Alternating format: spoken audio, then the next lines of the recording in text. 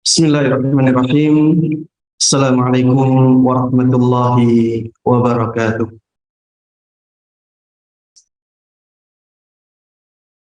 Innal hamdalillah nahmaduhu wa nasta'inuhu wa nastaghfiruh wa na'udzu billahi min shururi anfusina wa min sayyiati a'malina. Man yahdihillahu fala mudilla lahu wa man yudlil fala hadiya lahu.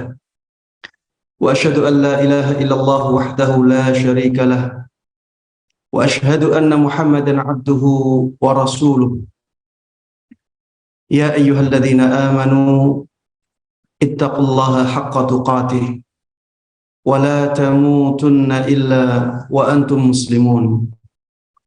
Wahai orang-orang yang beriman, bertakwalah kalian kepada Allah Subhanahu wa taala dengan takwa yang sesungguhnya, dan jangan sampai kalian mati kecuali dalam keadaan Islam.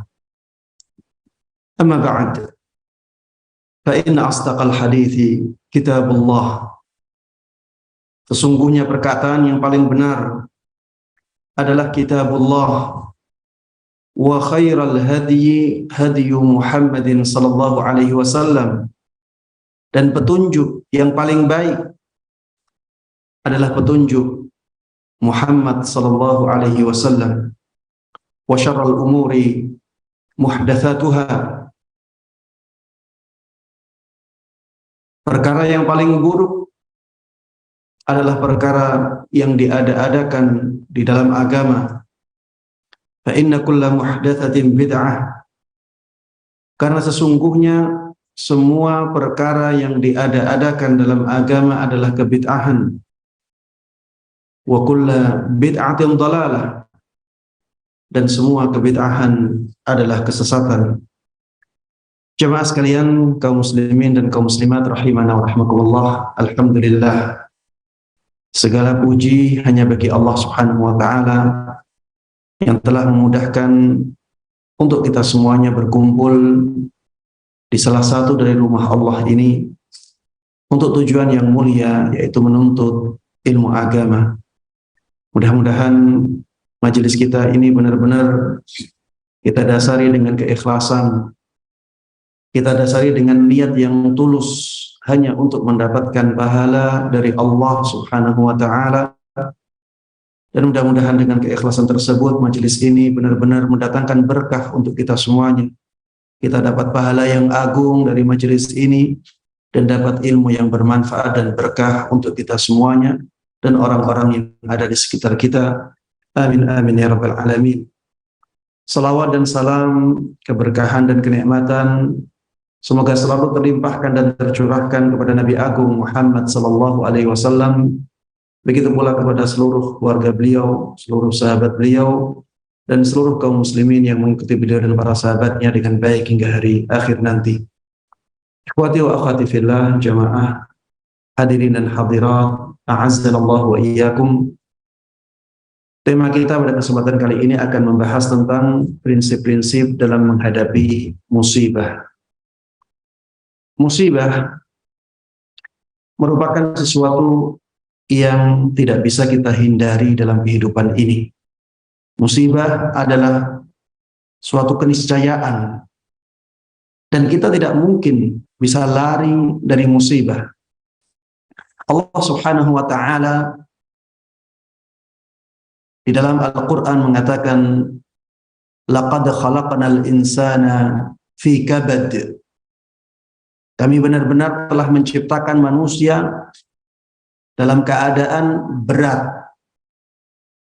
Allah Subhanahu wa taala dalam ayat yang lain mengatakan, alladzi khalaqal mauta wal hayat liyabluwakum ayyukum ahsanu amala.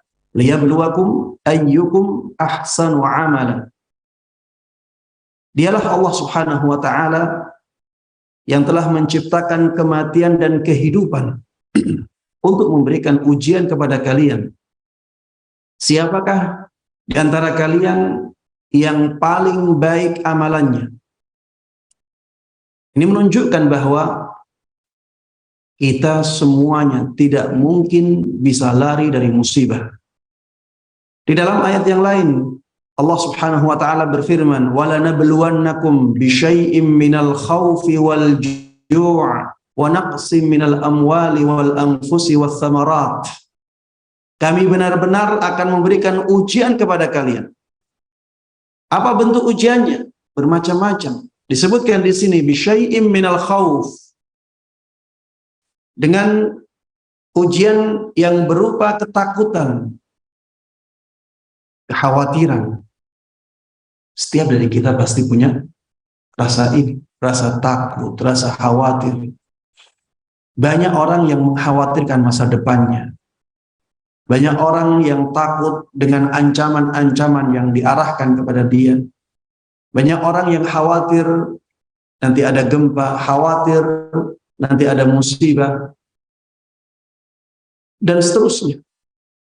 Ini bagian dari cobaan dari Allah Subhanahu wa taala. Wal ju', ujian juga bisa berupa kelaparan. Ada musibah kelaparan. Kita lihat di negara-negara lain, ya, ada banyak yang kelaparan. Kadang-kadang di negara kita ada keluarga yang kelaparan. Itu musibah dan itu ujian dari Allah Subhanahu wa taala. Wa naqsim minal amwal. Ada musibah, ada ujian yang berupa kurangnya harta. Ada orang yang miskin, fakir. Ada orang yang asalnya kaya, kebakaran menjadi miskin.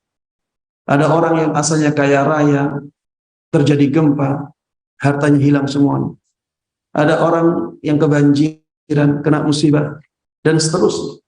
Wa naqsim minal amwal wal anfusi, dan juga kekurangan jiwa. Maksudnya adalah musibah kematian. Dan ini ya banyak dialami oleh manusia. Setiap dari kita pasti akan mengalami ini. Ada yang kehilangan orang tuanya, ayahnya, ibunya, ada yang kehilangan saudaranya, ada yang kehilangan teman dekatnya, ada yang kehilangan anaknya. Ini salah satu bentuk musibah yang Allah timpakan kepada manusia. Wathamarat, musibah juga bisa berupa kurangnya buah-buahan, hasil tanaman. Ya kadang ada orang sudah menanam padi, tiba-tiba pas masa panen malah diserang oleh tikus, diserang oleh hama, dan juga buah-buahan yang lainnya. Ini ujian-ujian yang disebutkan oleh Allah Subhanahu wa taala dalam ayat ini. Dan masih banyak bentuk ujian-ujian yang lain. Dan kita tidak mungkin lepas dari ujian itu.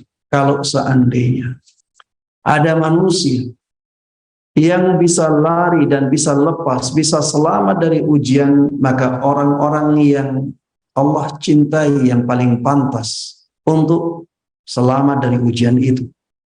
Tapi ternyata di dalam Al-Quran, Allah Subhanahu wa ta'ala juga memastikan adanya ujian untuk orang-orang yang beriman.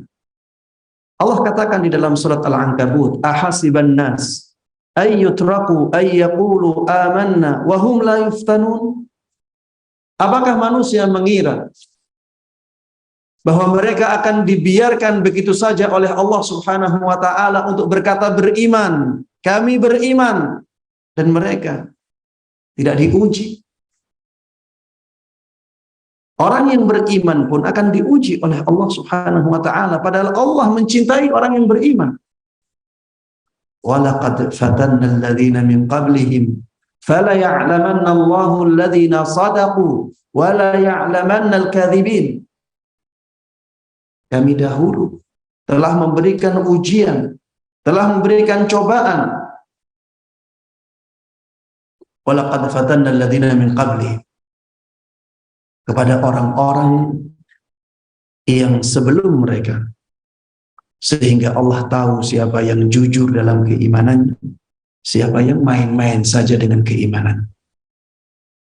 Bahkan Rasulullah sallallahu alaihi wasallam dahulu pernah bersabda, asyaddun nasi bala'an al-anbiya thumma al-amthalu fal-amthal. Orang yang paling berat cobaannya, orang yang paling berat ujiannya adalah para nabi. Kemudian orang yang paling mulia setelah mereka. Kemudian orang yang paling mulia setelah mereka.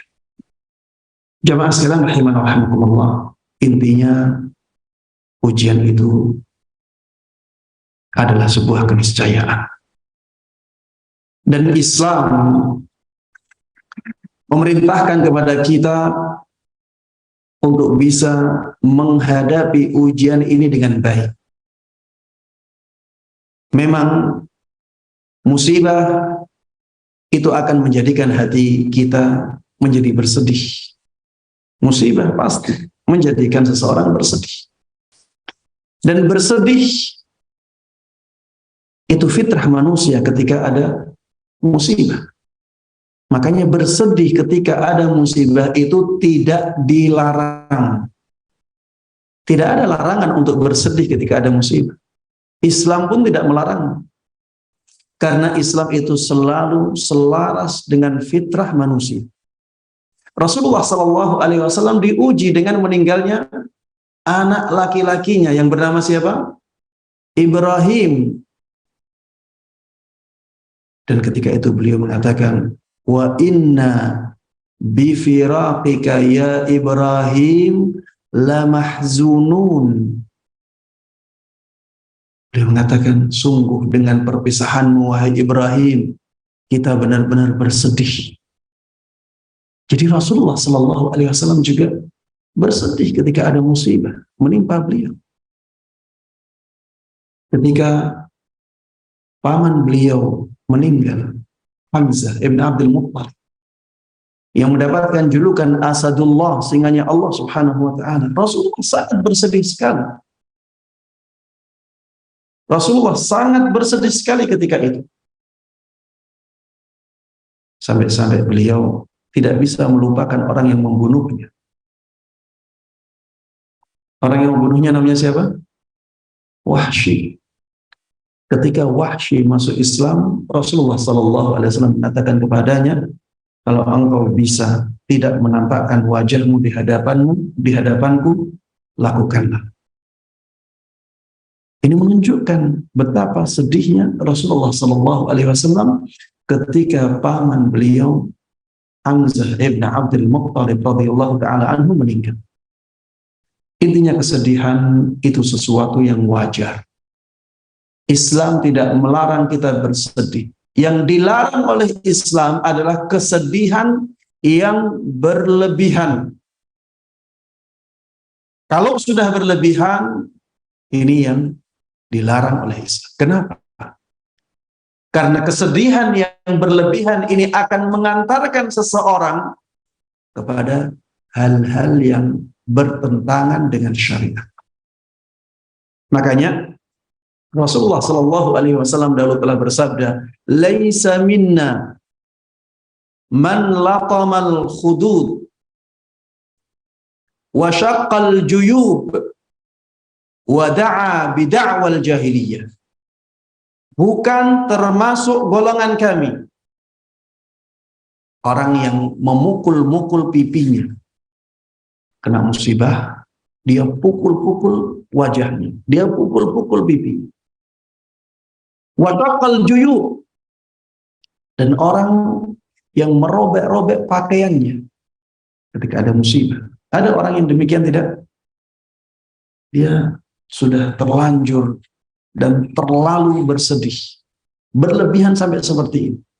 Wada'a bid'awal jahiliyah, Dan dia mengatakan kata-kata orang-orang jahiliyah di zaman itu. Maksudnya meratap-ratap.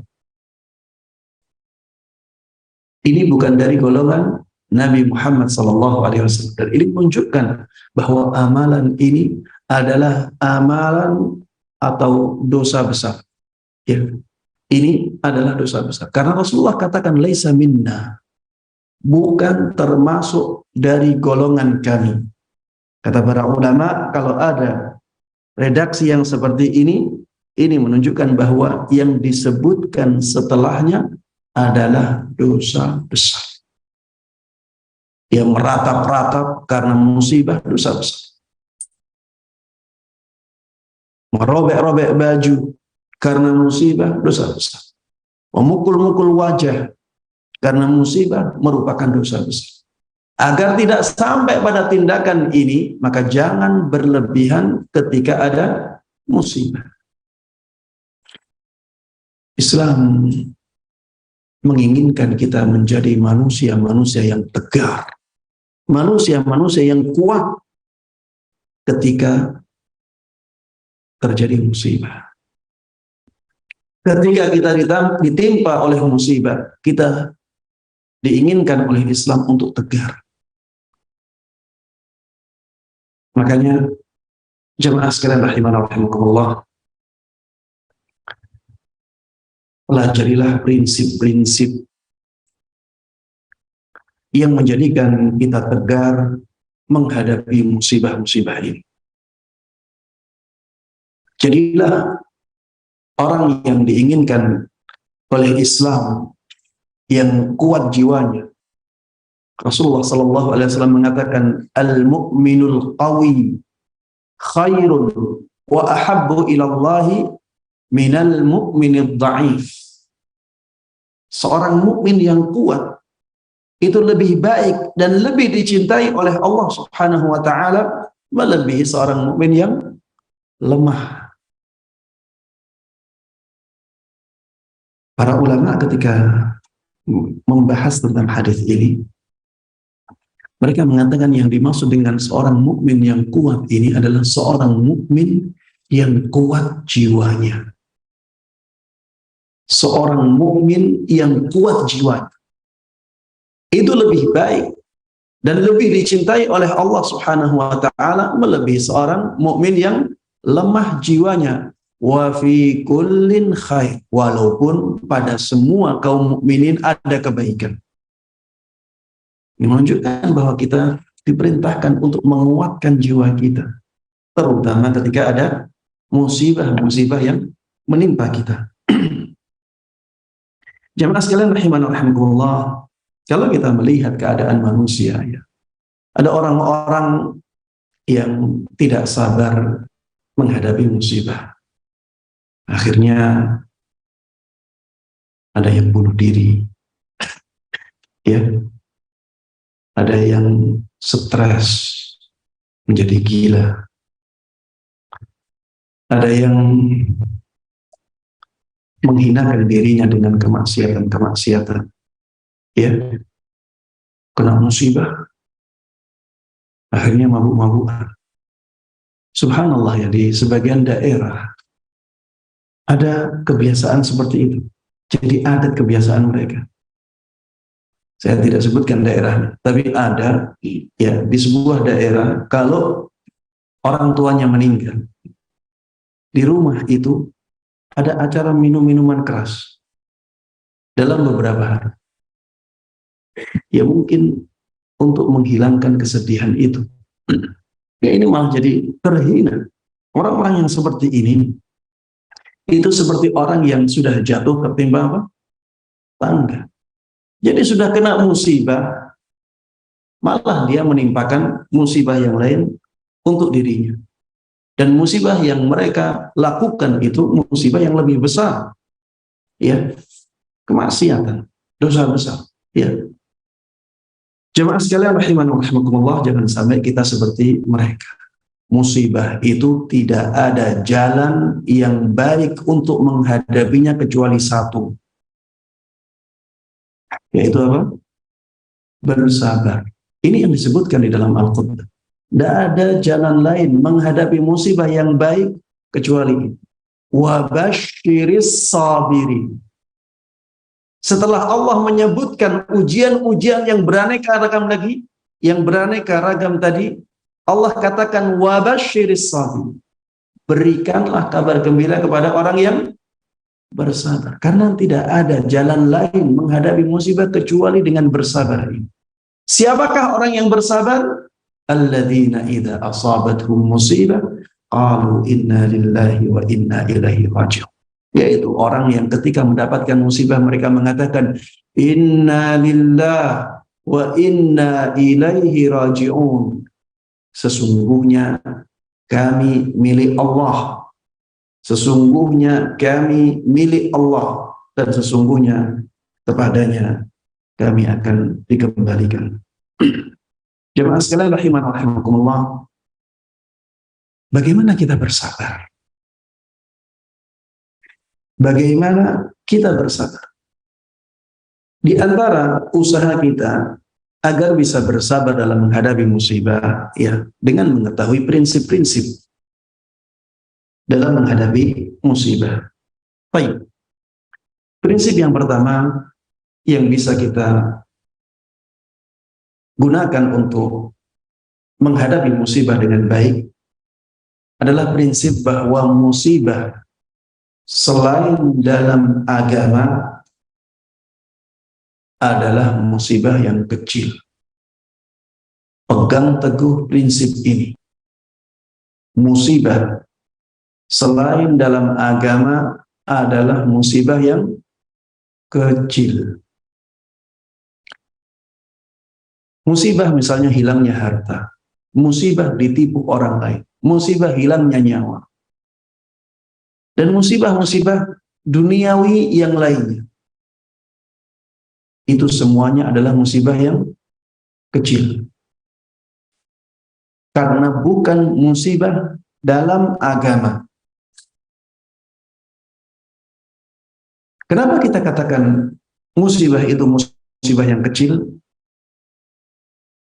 Karena Allah katakan bahwa dunia itu sesuatu yang sangat sedikit sekali.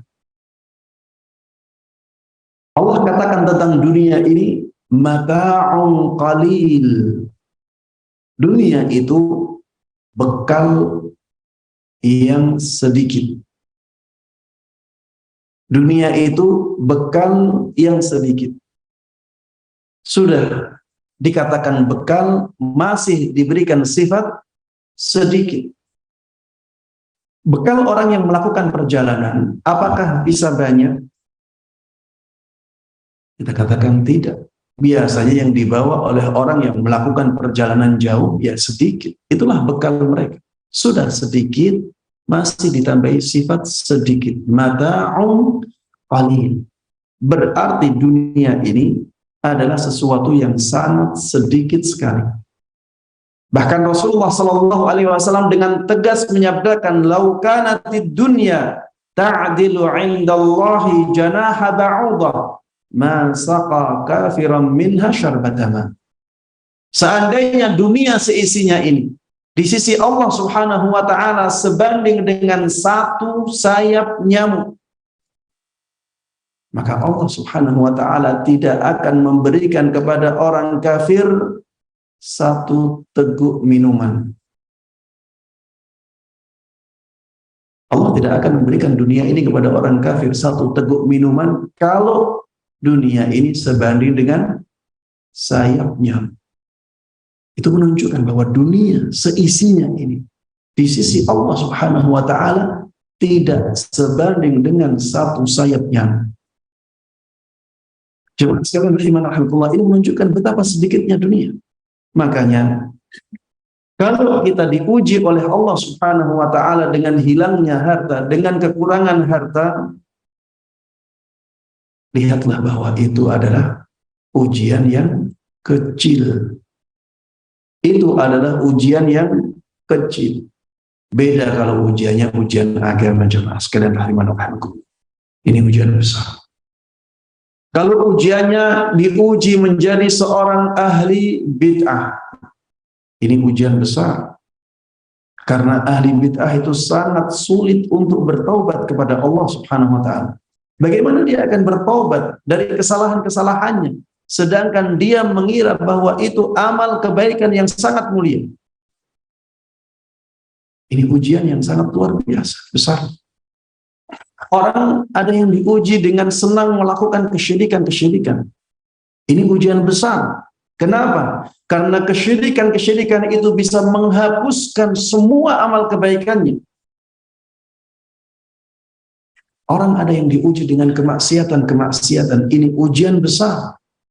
Dengan kemaksiatan-kemaksiatan tersebut seseorang akan dijerumuskan ke neraka. Maka jamaah sekalian rahimana rahimakumullah, berlindunglah kepada Allah Subhanahu wa taala dari musibah-musibah, terutama musibah agama. Mudah-mudahan Allah Subhanahu wa taala menyelamatkan kita semuanya dari musibah-musibah dalam agama, begitu pula musibah-musibah dalam dunia. Prinsip yang kedua yang harus kita pegang ketika menghadapi musibah agar kita bisa mewujudkan sikap sabar ketika menghadapi musibah, bahwa kita tidak sendirian dalam musibah. Atau kita bahasakan, lihatlah yang lebih berat musibahnya. Lihatlah yang lebih berat musibah. Ya karena kita itu tidak mungkin sendirian dalam musibah.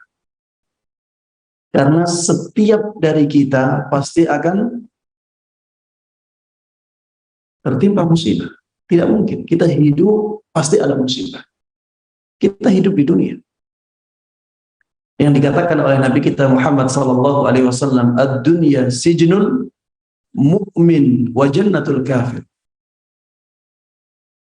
Dunia itu penjaranya seorang mukmin.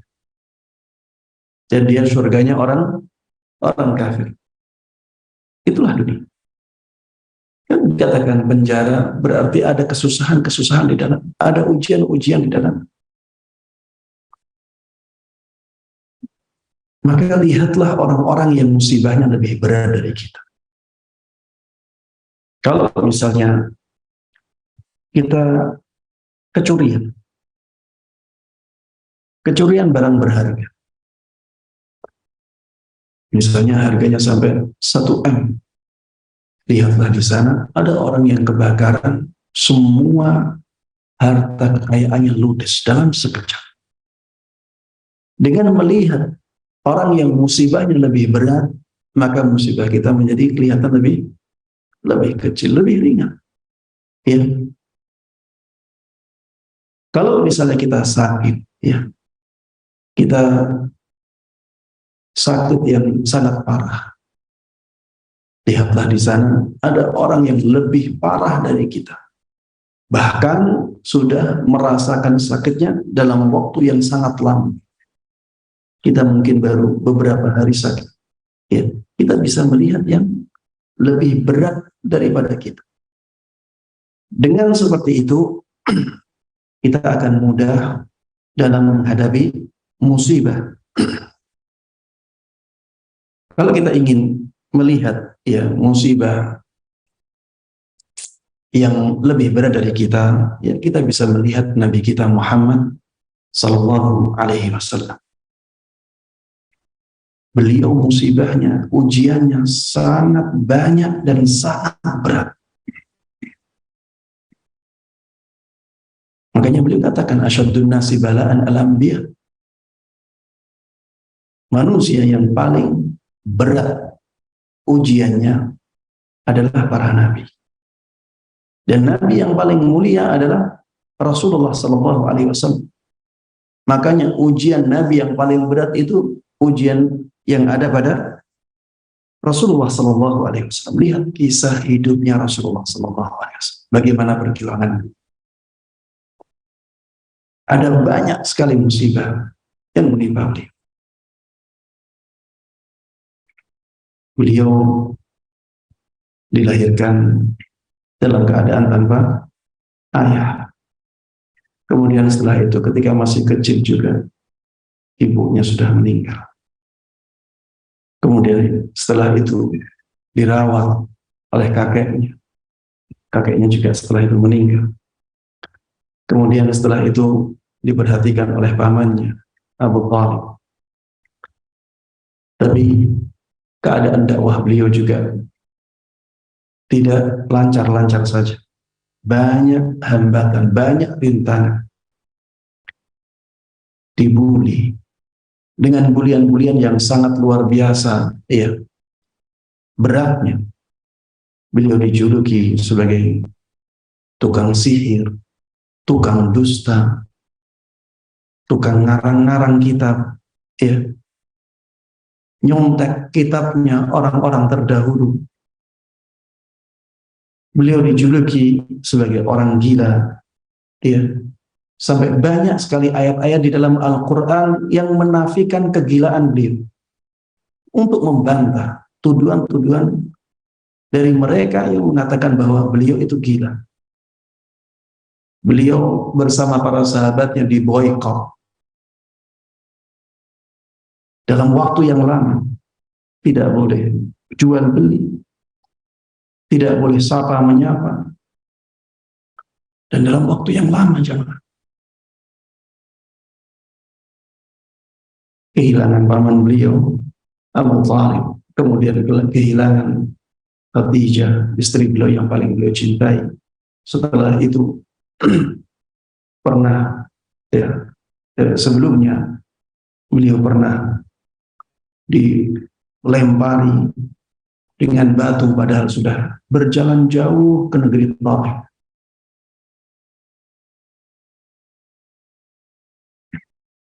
Kemudian ketika di Madinah, ya, ditinggal oleh paman beliau Hamzah bin Abdul Muttalib. Banyak dari sahabat-sahabat beliau yang meninggal. Intinya cobaan-cobaan yang dialami oleh Rasulullah SAW adalah cobaan-cobaan yang sangat berat sekali. Kita lihat beliau, insya Allah cobaan kita menjadi lebih ringan dan kita lebih mudah menghadapi musibah tersebut. Ya, ini prinsip yang kedua. Ya.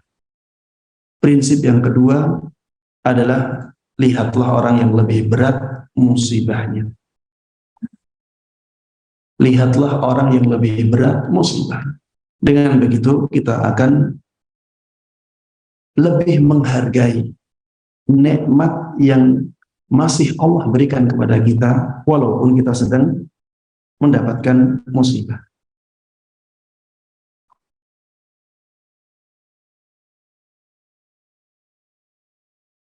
Orang yang mendapatkan musibah sebenarnya masih mendapatkan nikmat dari Allah.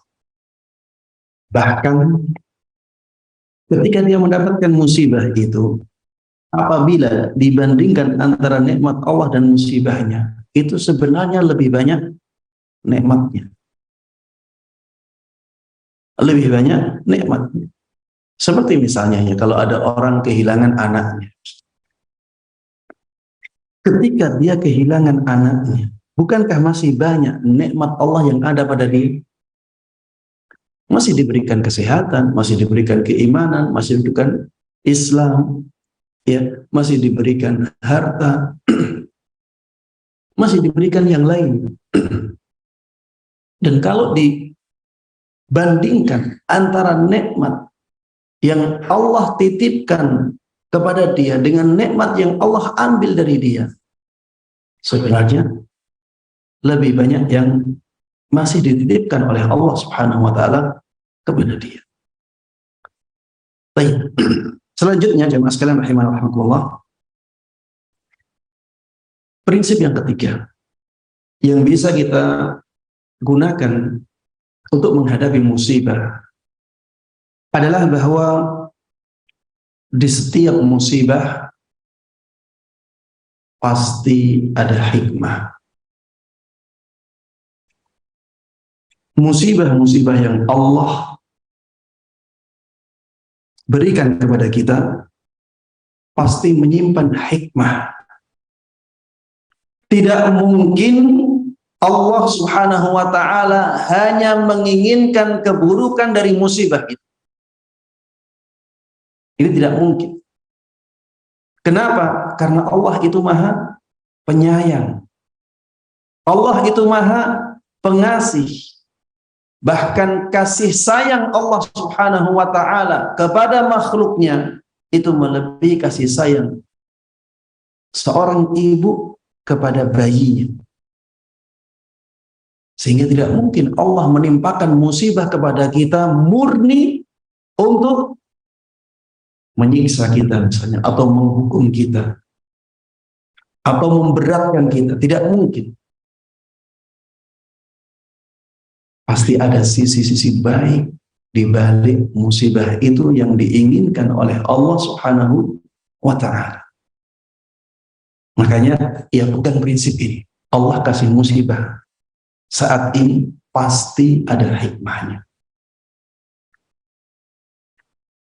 Coba renungkan firman Allah subhanahu wa ta'ala, fa'asa an takrahu syai'a wa yaj'alallahu fihi khairan katsira.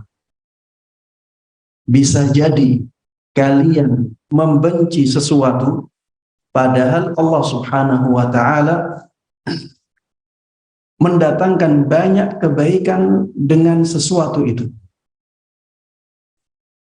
Bisa jadi kalian membenci sesuatu padahal Allah subhanahu wa ta'ala banyak mendatangkan kebaikan dengan sesuatu itu. Ini termasuk hikmah. Ketika Allah timpakan musibah kepada kita, pasti di sana banyak hikmah, banyak kebaikan dari musibah itu. Di dalam ayat yang lain, Allah subhanahu wa ta'ala berfirman, wa'asa an takrahu syai'a wa huwa khairul lakum. Bisa jadi kalian membenci sesuatu padahal itu lebih baik bagi kalian. Karena kita itu pandangan ke depannya biasanya pendek. Kita tidak bisa memandang jauh ke depan. Kita tidak tahu apa yang ada di depan kita. Sedangkan Allah subhanahu wa ta'ala maha mengetahui segala sesuatu. Makanya di dalam ayat yang saya sebutkan tadi, Allah menutup ayat itu dengan mengatakan, wallahu ya'lamu wa antum la ta'lamu. Allah yang tahu, sedangkan kalian tidak tahu.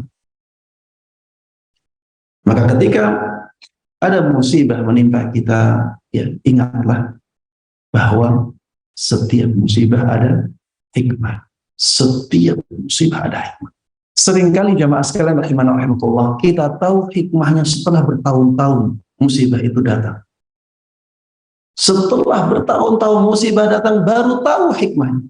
Oh, ternyata musibah ini untuk menghindarkan keburukan ini. Ternyata musibah ini yang mengantarkan aku ke hidayah.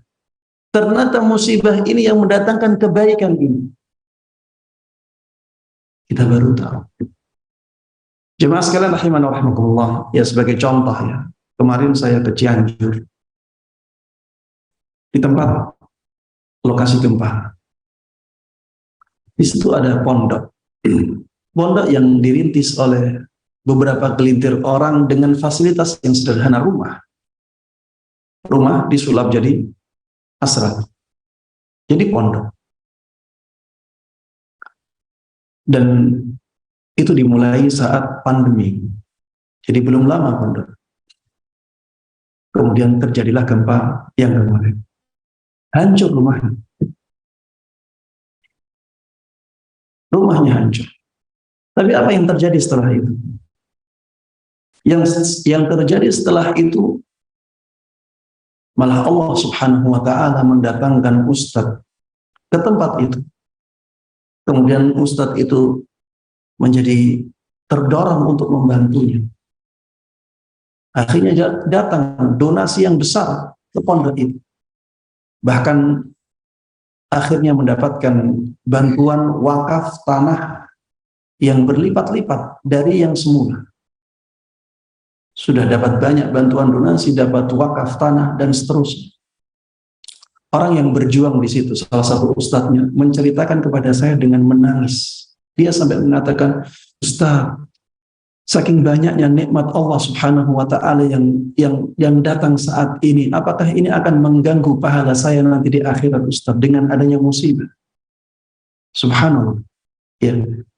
Dia melihat betapa banyaknya nikmat yang Allah berikan dari musibah itu, sampai mengatakan seperti itu. Dia khawatir kalau nikmat yang dia terima di dunia ini mengganggu pahala dia di akhirat.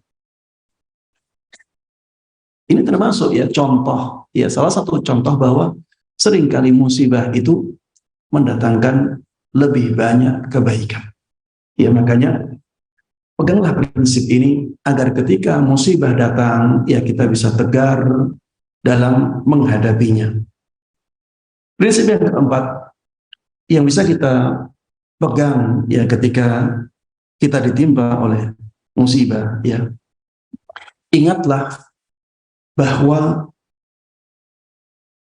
nikmat yang Allah berikan jauh lebih banyak daripada musibah yang Allah timpakan.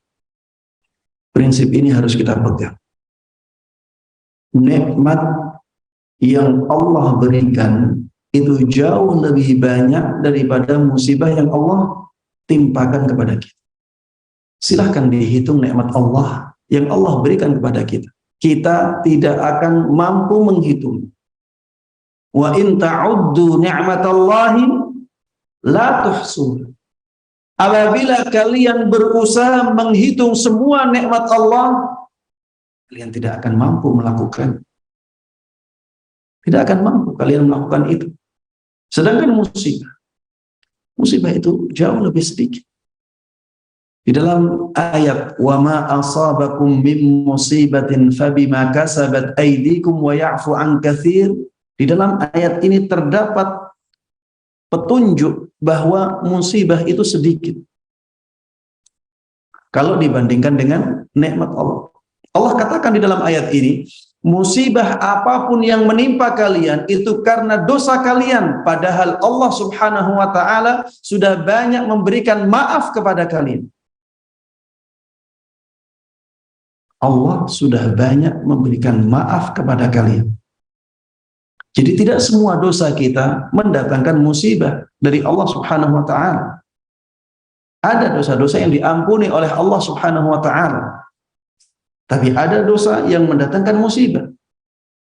Maka ini menunjukkan bahwa musibah itu jauh lebih sedikit daripada nikmat Allah yang dikatakan dalam ayat tadi, tidak mungkin kalian bisa menghitungnya.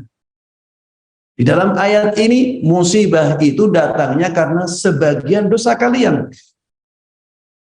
Itu menunjukkan bahwa musibah ini jauh lebih sedikit daripada nikmat Allah Subhanahu wa ta'ala. Ketika musibah datang, ingatlah nikmat Allah. Lihat nikmat Allah yang masih Allah berikan dan yang telah Allah berikan. Dengan seperti itu, kita akan apa? Ringan menerima musibah itu. Kemudian jamaah sekalian rahimana wa rahimakumullah, prinsip yang berikutnya, yang keberapa ini? Yang kelima, bahwa semua musibah itu bagian dari kehendak Allah. Itu bagian dari takdir Allah. Ketika ditimpa oleh musibah, ingatlah bahwa itu adalah kehendak Allah. Itu adalah takdir Allah. Kenapa ini penting? Karena kalau kita tidak demikian, maka kita akan melupakan Allah. Akhirnya kita tidak sabar. Akhirnya kita melakukan tindakan-tindakan yang tercela. Beda kalau kita ingat bahwa subhanallah, Allah menghendaki anak saya meninggal. Subhanallah, Allah menghendaki ayah saya meninggal, menghendaki ibu saya meninggal, menghendaki suami saya meninggal. Kalau kita ingat bahwa itu kehendak Allah, bahwa Allah menginginkan itu, maka ini akan meringankan musibah kita. Ini akan meringankan jiwa kita untuk menghadapi musibah itu. Karena kita ingat bahwa Allah sebelumnya sudah memberikan banyak kenikmatan. Coba, ya saya sering memberikan permisalan ini. Kalau misalnya ada si A, ada si B, ada si C. Si A, orang miskin. Dia dibantu terus-menerus oleh si B. Dalam sebulan, misalnya dicukupi kebutuhannya. Setiap bulan dikasih uang 5 juta. Ya, jadi si A setiap bulan dikasih oleh si B berapa? 5 juta. Sedangkan si C tidak ngasih apa-apa. Dia kenal si C. A kenal C, C kenal si A. Berjalan bertahun-tahun seperti itu. Si C tidak ngasih apa-apa, si B setiap bulannya ngasih 5 juta untuk kebutuhan hidupnya dia. Berjalan sampai 5 tahun, kemudian si B dan si C ini melakukan perbuatan yang sangat mengecewakan si A. Bagaimana sikap si A kepada si B? Apakah sama dengan sikap si A ke si C? Jelas berbeda. Seharusnya kita sikapi musibah itu seperti ini. Setiap hari, bahkan setiap detik, Allah Subhanahu wa Ta'ala itu ngasih kenikmatan kepada kita. Dan kenikmatannya sangat banyak sekali, bukan hanya 5 juta setiap bulan. Kalau kita hitung nikmat Allah dalam sehari saja, bisa sampai bermiliar-miliar. Bisa lebih dari itu. Kalau kita ingat seperti ini, dan kita ingat ketika ada musibah, kita ingat ini dikehendaki oleh Allah, dan Allah sebelumnya sudah banyak sekali ngasih nikmat kepada saya, maka kita akan kuat jiwanya, kita akan sadar. Saya terima musibah ini. Saya rela Allah menghendaki ini untuk saya. Bukan berarti menyerah dengan keadaan ya, tidak. Ya, tapi kita harus menerima.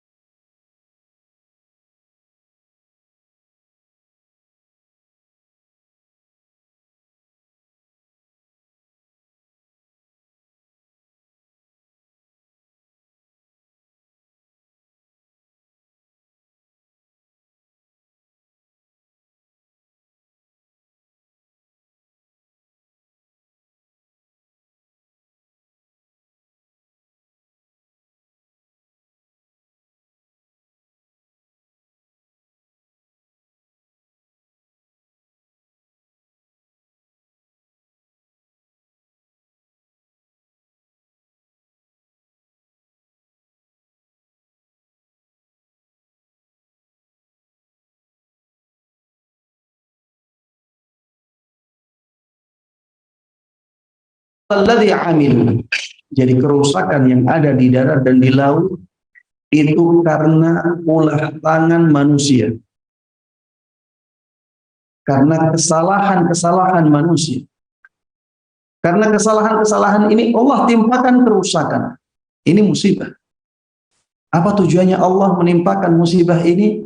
Liyudhiqahum ba'dalladzi amil. Agar mereka bisa merasakan hasil dari kesalahan-kesalahan mereka itu, la'allahum yarji'un. Tujuan akhirnya agar mereka kembali, agar mereka memperbaiki diri. Jadi kalau ada musibah mendatangi kita, ya kita harus introspeksi. Ada yang salah di diri kita. Kita harus banyak beristighfar. Kita harus banyak bertaubat. Kita harus berusaha untuk semakin dekat dengan Allah Subhanahu wa Ta'ala. Dan ini tentunya akan sangat besar manfaatnya untuk kita. Jadi musibah yang tadinya harusnya merugikan kita, ini malah menjadikan kita mendapatkan banyak manfaat darinya. Baik jemaah sekalian rahimana wa rahimakumullah. Prinsip yang keberapa? Ketujuh. Ini prinsip yang terakhir ya.